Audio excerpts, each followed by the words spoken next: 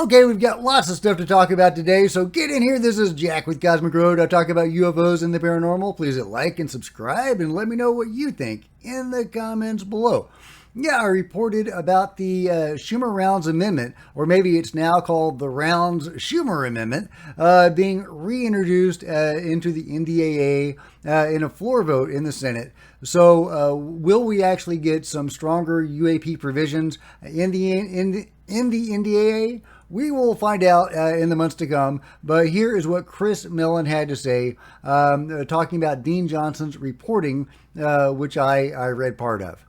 He says, here is an excellent summary of UAP legislation Congress is considering in its pending FY 2025 Intelligence and Armed Services Committee bills. I concur with Doug's assessment, that's Douglas Dean Johnson, including the need for unanimous consent for the Rounds Amendment to be adopted. Yeah, because Rounds is the lead on this time around instead of Schumer. So instead of calling it the Schumer Amendment, we're calling it the Rounds Amendment. Chris goes on to say that it will still face opposition when the amendment or when the final Senate version of the NDAA goes into conference with the House. The House version didn't have any new UFO stuff in it, but the Senate version now does, so it'll have to go into conference. And just like it did last time, hopefully something will emerge from it. Last time we got the neutered Schumer-Rounds Amendment. This time we might get a neutered Rounds-Schumer Amendment. But maybe it'll have a little bit more than it did before. Maybe we will get a little extra, a little further down the road of UFO disclosure. Fingers crossed for that. Here's what Chris Sharp had to say. The reintroduction of the act intended to be included within the NDAA could be considered a major rebuke to Arrow, which said this year that it has found no empirical evidence for claims that the USG and private companies have been reverse engineering ET technology. Yeah, meanwhile, Arrow is partnering with Oak Ridge Labs, which I'm pretty sure has been involved in the UFO game since the 1940s. So, Arrow, yeah, whatever, Arrow. But good point, Chris, that this could be intended partially as a rebuke to Arrow. Arrow is saying there are no UFOs, but in the new Rounds-Schumer Amendment, NHI is mentioned over 20 times. I love it. I love it. Meanwhile, David Haith is giving us a breakdown of this video about Skinwalker Ranch. And this is really interesting. Check this out. We talk a lot about the hitchhiker effect when we talk about Skinwalker Ranch and paranormal events. Well, check this out. The Skinwalker trickster is locking people out of their cars at the ranch, reveals Thomas Winterson from the ranch. A car full of drone computer gear had to be broken open during filming the last episode because the car's locks mysteriously engaged with the keys inside. Thomas said the same thing happened with several cars there last summer. Asked, was an intelligence messing with things? Thomas replied, more than ever. The statistical odds of having 100 coincidences all like that are so astronomical that no rational person could accept that explanation. He also said, Thomas said, there's a piece of data that's going to come out that's going to be very disturbing.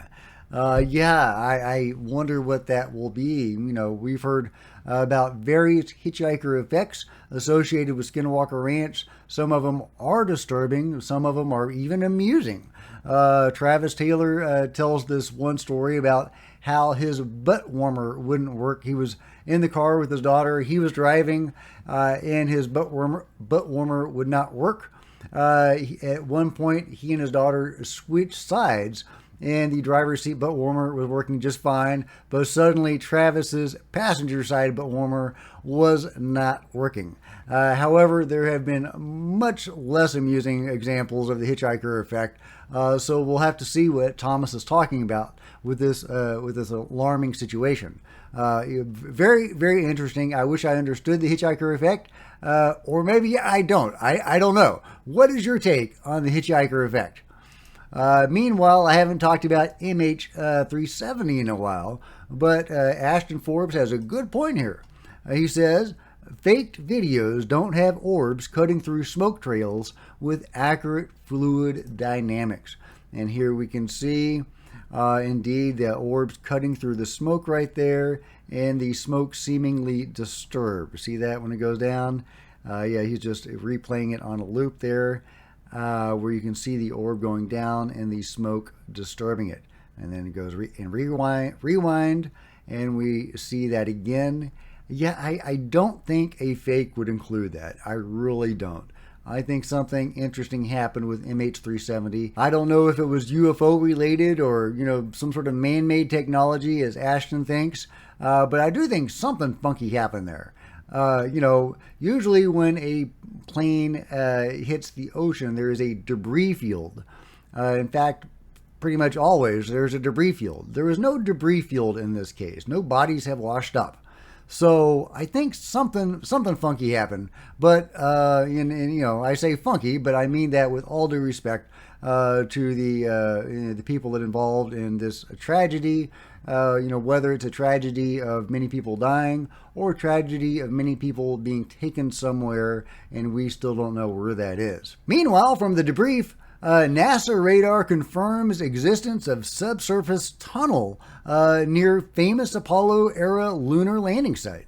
For the first time, scientists have confirmed the existence of an underground tunnel-like feature near the landing site of the first crewed mission to the moon. The discovery concludes almost half a century of speculation involving the suspected existence of caves below the lunar surface.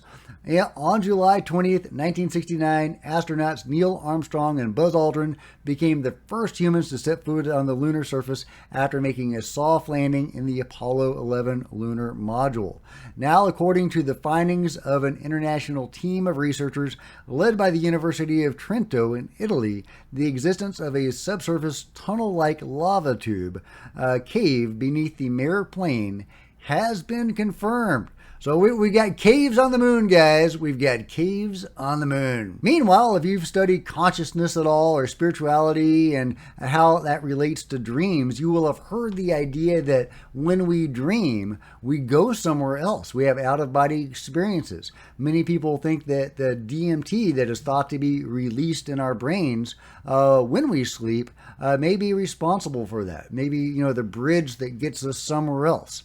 Well, Bruce Goldberg has a nuanced take on where we go when we dream. Actually, out of the body when you're dreaming at night. So when you sleep for 7 or 8 hours, you're going to spend 3 hours. This is medical studies now. This is hard no science now.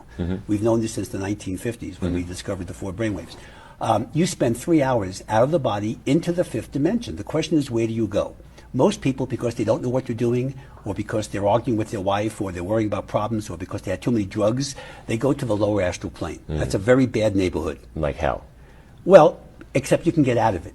Okay? Yeah. So it's like purgatory. Okay? Purgatory, okay. Whereas if you use the techniques I described in psychic protection techniques and more positive things, you can leave through the crown chakra, not through the 3rd chakra, which will take you to the lower astral. If you go to the crown chakra, which is where you want to go, now you go to the upper astral plane or the causal, mental, etheric, or even soul plane. Those are all positive dimensions.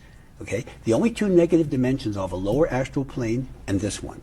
We have a lot of problems here. But the other dimensions are all positive. And each dimension has a sound and certain characteristics that are relevant to it. For example, if you're out of the body and you hear the roar of the sea, you're on the astral plane. If you hear the tinkling of bells like in a New Age bookstore, now you're on the causal plane where the Akashic records are stored. If you hear the sound of running water, you're on the mental plane. And if you hear the buzzing of bees, you're on the etheric plane. Or if you hear Okay, well, there you go, guys. So what do you hear when you dream? Meanwhile, I talk a lot about Peru and the Nazca beings on this channel because I think that is UFO disclosure. But did you know that the Nazca Lines aren't restricted to Nazca? They're not even restricted to Peru or South America. We've got Nazca Lines in North America, guys. This is crazy. Check it out. It's called the Blythe Intaglios, if I'm saying that right. And you can see pictures of this right there. Check it out. Pretty cool. Pretty cool. Yeah, and here's the Wikipedia page talking about it. The Blythe Intaglios, or Blythe geoglyphs, are a group of gigantic figures incised on the ground near Blythe, California, in the Colorado Desert. The ground drawings or geoglyphs were created by humans for an as yet unknown reason. The intaglios are located east of the Big Maria Mountains, about 15 miles north of downtown Blythe, just west of U.S. Highway 91 near the Colorado River. The Blythe intaglios are the most well-known of the over 200 intaglios in the Colorado Desert. The Colorado Desert contains the only known desert intaglios in North America. These intaglios are mostly located along the Colorado River. Yeah, and there's one of the figures right there. Very interesting. It looks like some of the same sort of geoglyphs that you get in the Nazca Lines. Here, this one's got weird little things coming off of it, but that could just be, random aging. But it's got these weird wavy arms and long wavy legs. Very intriguing figures. Okay, and this is interesting. Check this out. No Colorado River Native American group has claimed to have made the intaglios, although some have claimed to use them. What? How do they use them? If you have any information about how they use these figures, I would love to know. What does that mean? Many of the intaglios are believed to date from the prehistoric period, but their age and the identity of their creators are still uncertain. If the quadruped figures represent horses, then a historical date would be supported. Horses weren't introduced until the Spanish came. But we don't know. Is that a horse? That looks like a horse, but it really looks more like a deer to me. Let me know what you think that figure is supposed to be. If that's a horse, then we can date it after the Spanish arrival, after the European arrival. But I don't think that looks like a horse, but yeah, let me know what you think. But yeah, here in the U.S., we've got our own Nazca Lines, and Native Americans, some of them are using them. Now, if you have any information about that, again, I would love to know what that means. Either way, super cool. Does this mean that if the Nazca beings or some other group of NHI was in some way responsible for the creation of the Nazca Lines or even just inspiring the creation of the Nazca Lines, does that mean these other cultures were interacting with beings as well? Let me know your thoughts in the comments below. Meanwhile, I've got a new book coming out. That's right, here is the cover reveal for my latest novel. What else was I going to call it, guys? Cosmic Road. Of course it's going to be called Cosmic Road, but that's actually the plot of the novel. There is actually a cosmic road that our anti-hero must journey down. What will he discover at the end of that road? Well, read it and find out. I'll have more details about it when the time nears for it to be released. But I just wanted to share with you the new, brand spanking new cover for my latest novel, which of course is going to be called Cosmic Road. Actually, that's the series name. The actual title for the book is The Bounty. Meanwhile, an update from Ronnie Vernet, who has been doing the investigation into the UFO flap gripping parts of the Amazon, who says, did a briefing today to indigenous leader and to a scientist about the astonishing UAP incident recorded on 5 cameras. It disabled one camera in multiple sensors. The data is being treated carefully to permit scientific papers to be published, but everything will be released. All right, well, I'm really looking forward to that. Meanwhile, remember that crazy Cthulhu-looking figure I shared that they have recently discovered in Peru? Well, that comes from an old temple, actually a 4,000-year-old temple that they are just now exploring and learning about. Here is one of the researchers on News Nation talking about it. So we have basically started excavations at this so far unknown archaeological site called La Otra Banda, Cerro Las Ánimas, and our excavations have exposed the remains of 2 temples, actually. One temple seems to be very old, from the formative period. This is a period of time that goes from 2000 to 900 BCE, before Christian era.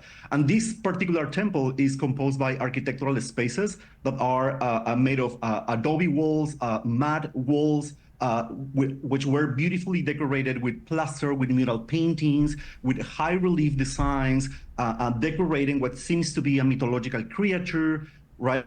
Whose body is composed by human and animal attributes. So this is something that Yeah, so there's the Cthulhu-looking figure. The discovery is actually something that has surprised us because we were not really expecting to find something that is so ancient. So the architectural configuration of this space seems to be like something similar to a small theater. It has like a stage like on staircases, what seems to be like a backstage spaces, like articulating what seems to be a small theater. Yeah, we're looking at the carvings and just the space inside. It's incredible. So Yeah, it is incredible. So I said 4,000. He seems to indicate maybe more like 3,000 years old. Either way, an ancient temple discovered in Peru. Got weird figures on it. Too early to know if there's anything anomalous about this temple, but I will definitely be following this story. Could it be related to the Nazca beings or something like that? Well, maybe time will tell. Let me know what you think about it all in the comments below. And if you've enjoyed this video, please give me a big thumbs up. I sure appreciate it. Smash the like button, the subscribe button, and the bell to be notified of future videos. You don't want to miss a thing. Join me on social media. There's Facebook and Twitter and Discord links below. Love to see you guys there. If you want to support Cosmic Road in a bigger way, consider grabbing a coffee mug or a t-shirt in the merch store below, or by becoming a channel member. Channel members are rock stars, and I really appreciate you guys' support. Thank you so much. Meanwhile, there are plenty of other videos on the channel, and I'll see you guys next time. This is Jack with Cosmic Road signing out, and that is pretty badass.